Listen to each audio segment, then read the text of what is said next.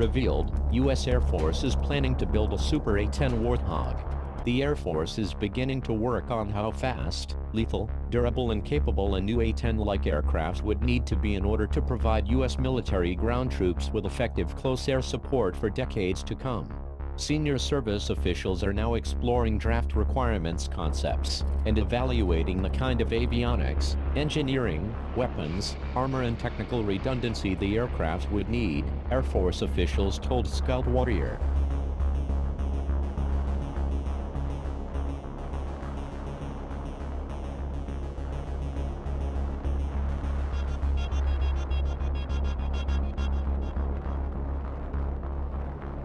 Many of the core technical attributes and combat advantages of the A-10 will be preserved and expanded upon with the new effort, officials said.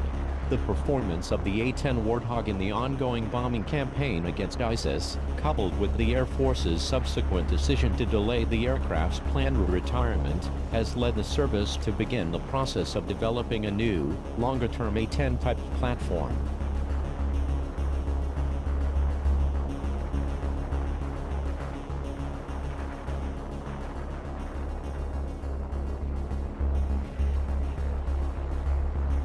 Following an announcement earlier this year from Pentagon leaders that the A-10 will not begin retiring but rather will serve until at least 2022, Air Force and DOT officials are now hoping to keep a close air support aircraft for many years beyond the previously projected time frame.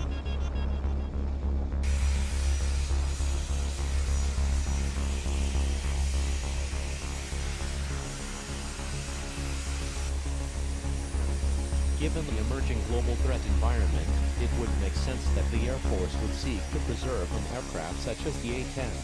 While the aircraft has been extremely successful attacking ISIS targets such as fuel convoys and other assets, the A-10 is also the kind of plane that can carry and deliver a wide-ranging arsenal of bombs to include larger laser-guided and precision weapons.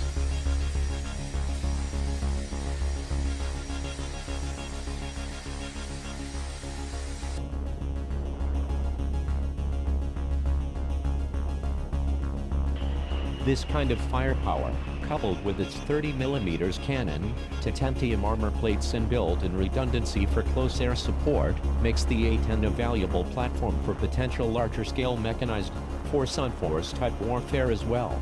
The A-10 has a unique and valuable niche role to perform in the widest possible range of combat scenarios to include counterinsurgency, supporting troops on the ground in close proximity and bringing firepower, protection and infantry support to a large-scale war.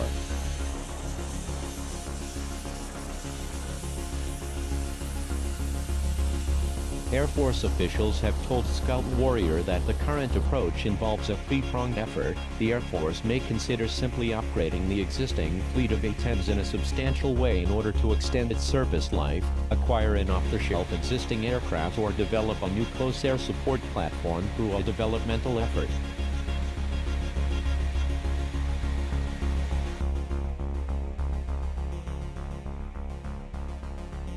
We are developing that draft requirements document.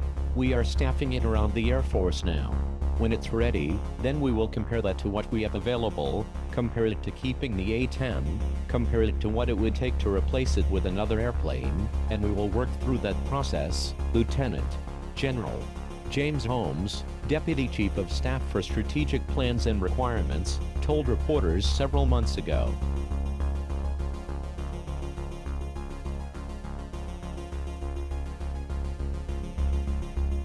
Holmes went on to explain that the service was, broadly speaking, exploring ways to achieve, preserve and sustain air superiority in potential long-term, high-end combat engagements. He added that considerations about a close air support replacement aircraft figured prominently in the strategic calculus surrounding these issues.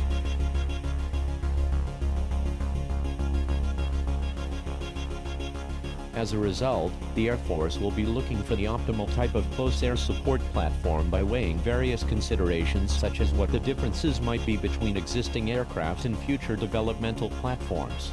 cost and affordability will also be a very large part of the equation when it comes to making determinations about an A-10 replacement, Holmes explained.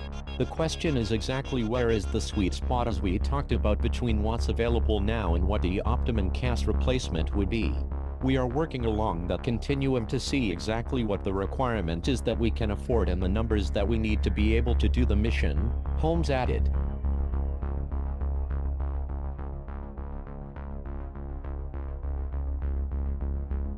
Several industry platforms, such as Raytheon's TX plane and the A-29 Embraer M Super Tucano aircraft, are among options being looked at as things which could potentially be configured for a close air support plane.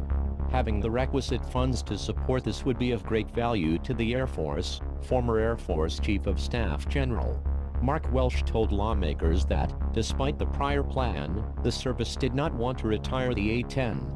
Prior plans to retire the fleet of A-10s were purely budget-driven, senior Air Force leaders have consistently said.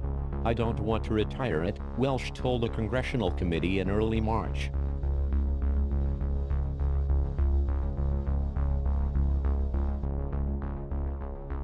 Air Force leaders had previously said that the emerging multi-role F-35 would be able to pick up the close air support mission.